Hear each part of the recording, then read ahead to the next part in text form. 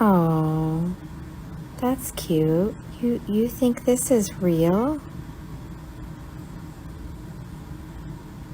You mean you can't tell by looking at this that it's fake? Cartoons? Watch it again. CGI, computer-generated images, AI.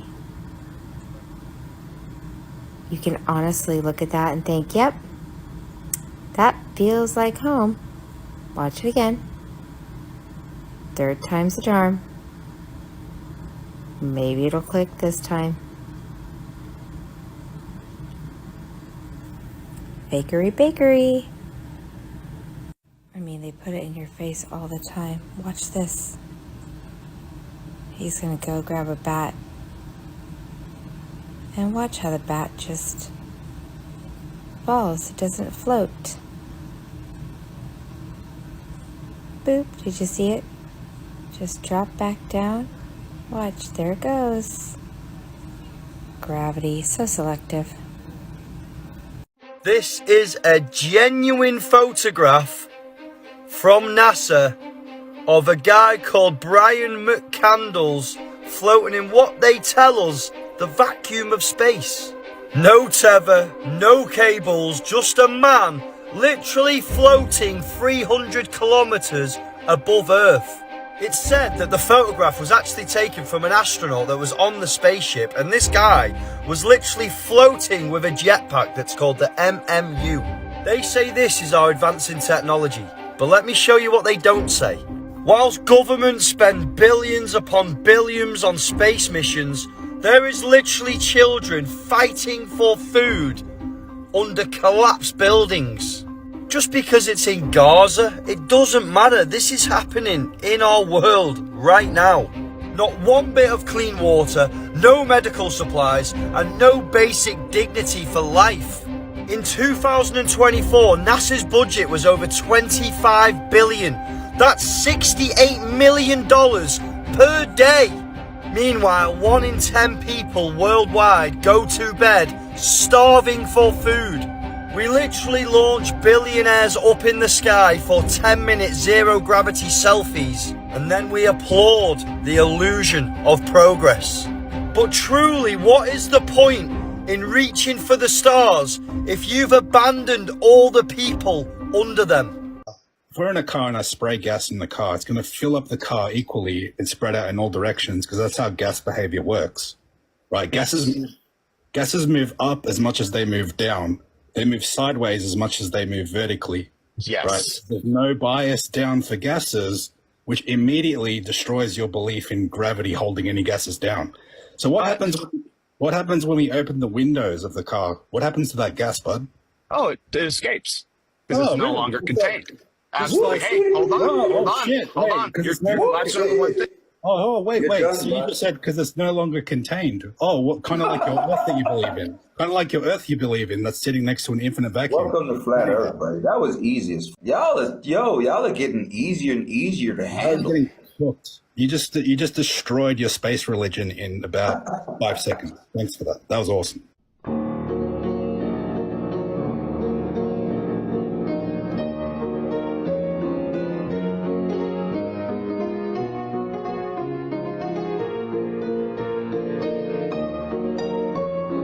Is the Earth round? I would say no. What shape is it? I just believe that we live on a flat plane. So everyone in the country just believed that they were watching the moon landing live on TV in the 60s, even though live streaming technology didn't even exist yet. Got it. Is the sky made of hexagons? The Hunger Games seems to think so. The Marvel Cinematic Universe too. And Chicken Little and the Vegas Dome. the Vatican Museum ceiling, Harpa Music Hall in Iceland. Even my camera seems to think that the sky is made of hexagons. It definitely seems like it's true, but we always need to test things against scripture. Haven is the best Bible app to do this. You can type in any theory, no matter how off the wall. Haven pulls up verses from Ezekiel and Exodus that say the firmament or the expanse resembles the color of beryl. Here's all the different kinds of beryl. Here's the structure of beryl. It forms a hexagonal lattice. So of course, as soon as I see hexagonal lattice, that's the next thing I'm asking about. Judges says the mother of Sisera looked out at a window and cried through the lattice. Proverbs, for at the window of my house I looked through my lattice. Song of Solomon says, behold, he standeth behind our wall, he looketh forth at the windows, showing himself through the lattice. You're not ready for this curveball. So the book of Enoch says that the crystal of the firmament tessellates. So now I have to wonder if we're in a magnetic tessellating beehive of beryl. All of a sudden, the ever so mystifying Schumann resonance, or the Earth's hum, makes a lot more sense. Could this be where the lines on constellations are coming from? Its energies seeping through the little cracks while they tessellate? This is a map that is downloaded in every autopilot computer on every airplane that has autopilot. This is the map that it uses. The only proof you guys have for round Earth, the globe, is NASA. No information you have ever received has come from anywhere but NASA. NASA in Hebrew means to deceive. This is Antarctica. If you do measurements for distances on how long flights are on this map, are identical to flight times that you look up on the internet. Do your research. It's not a globe. God said so. Hey guys, this is a geocentric flat earth map. Just like Genesis 1:14 says, God put the luminaries in the firmament and it goes around the sun and the moon, and that causes our seasonal changes and everything. And then we see here Antarctica is not a continent. It's actually a 360-degree ice wall that contains our oceans and seas. And everything is biblical about the flat earth, geocentric flat earth map. What you have a problem is with science, they have a lot of theories and they just keep adding theories on top of theories. But the truth is the sun and moon are local. They are in our firmament and they go in cycles that causes our different seasons. Good afternoon. So for those that are new, first time you're running into me, well, I'm going to do a little updating. Okay. So what you're actually looking at is the Alexander Gleason map. This is the true world you're in. No ands, ifs, or buts. I worked as a GIS specialist. I can tell you, this is the real world. There had to be a map of the true Earth, and this is it. Everything works. It's mathematically and geometrically precise. It is. Now you see these are your moon cycles at 13-degree intervals. Okay? And you're going to get 28 of them.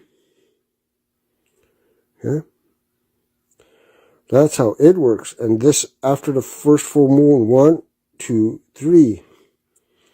There, this, so I use Central Standard Time here. So this represents dark.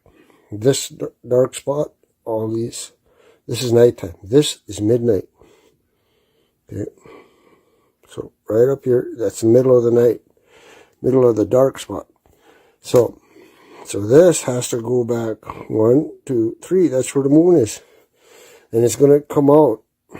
Remember, it's still going this way, but each time you'll see it, next day, it's going to be down here, here, here. That's how it works. It's going to look like it's going this way, but it's still going this way. Okay? So then this is your waning crescent, gibbous it's called. And That's your third quarter. Your first quarter, second quarter is your full moon, third quarter is your fourth quarter, or your new moon. So then once it passes this, then your wax and gibbous takes over. Okay? And it goes back to a full moon. Okay, now these will represent your time, so so it's at around 5 a.m. Yeah. So right now it's north. The moon's north of. It's dark right now, and it's north of Australia. Anything in writing on this is my creation. It helps me keep track. See, these are your weeks. You'll get 52 weeks. Okay. These are 7 days of creation. So that is that. Okay. Now, if you take a look at the stars, see these stars? See the planisphere? It's a circle. Because they're like this over. Okay. But I turned it transparent so you could see the land and the stars in one. This is the original. My original painting. I'll be framing that. So then once you realize that you're on a calendar, each one of these notches, every 24 hours, one of these notches, you're in time. That's what this longitude and time calculator, you're in time. That's what that's trying to tell you. Okay, then it'll turn into a calendar. So I got here is a dual calendar. Okay? So the Holy Bible, Ethiopian book, and any written text is pertaining to that. It's talking about Earth and its occupants. This is a spiritual book, not a religious thing. If it was religious, then they're probably telling you you're on a planet. Okay? And that, when it talks about the firmament, it's talking about a dome, and all the stars, moon, and whatnot are embedded into it. Like the Bible says, when it talks about a firmament, it's talking about a dome on a massive, massive level plane. Okay? That's what you're on. Okay, I'll leave it here, and I'll let you guys ponder on this one. There's something in the center of the Earth that's magnetic. That's why compasses work on a flat Earth. They only work on a level plane because they're drawn to the center. Something is magnetic in the center. That's how they work. It's the Alexander Gleason map of 1892. And come over here to 1569. This is the Mercator. This is a projection. This is a blown-up projection of the North Pole. Back then, they knew that there was a black magnetic rock sitting right in the center of the North Pole. They called it Rupus nigra. These maps were not fictional. They didn't make this stuff up. They worked really hard on documenting this stuff. This is the Urbano Montes map, 1587. It's the same time, 1569, 1587. They worked hard on this stuff. This is the earliest accepted map of the world. Come over here, 1892, Gleason, everything's frozen. We can't see anything. We can't see the 4 rivers that go to the center. Same thing here, he's got the 4 rivers, right? And then how do you get a north center and a south exterior? Like if the Earth was a ring magnet, let's say, let's follow those lines. Let's see what it looks like if it was a ring magnet. There you go. What would that look like? Look what it does. That's ferrofluid on a ring magnet. Look at the center. Look at Rupus nigra right in the middle of that. Look at the shape that this makes, and look at the shape of the land masses on these maps.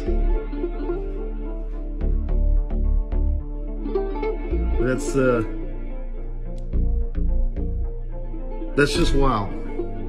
That's just wild. Hey man, you ever look in the flat Earth?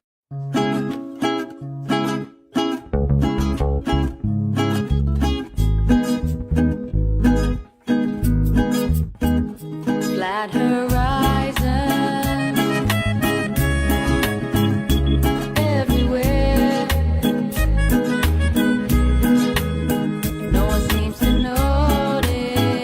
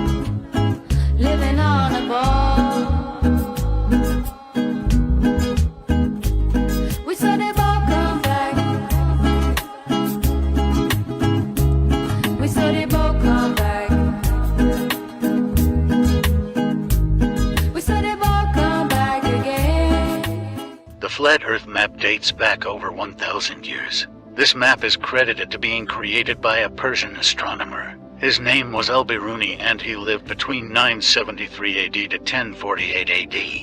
It's the official map of the United Nations and also the United States Geological Survey. It used to be present in many places before the creation of NASA and the Antarctic Treaty in 1959. Here you see it with Admiral Byrd.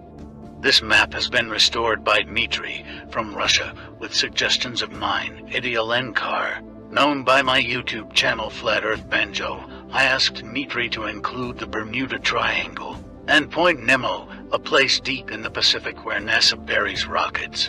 Then Robert Tozzi, a professional mapmaker, came along and enhanced the map even more. There are many people now selling this map online, but if you could order it from my online store, I would greatly appreciate it. Visit my online store now and order one of the items. I humbly thank you.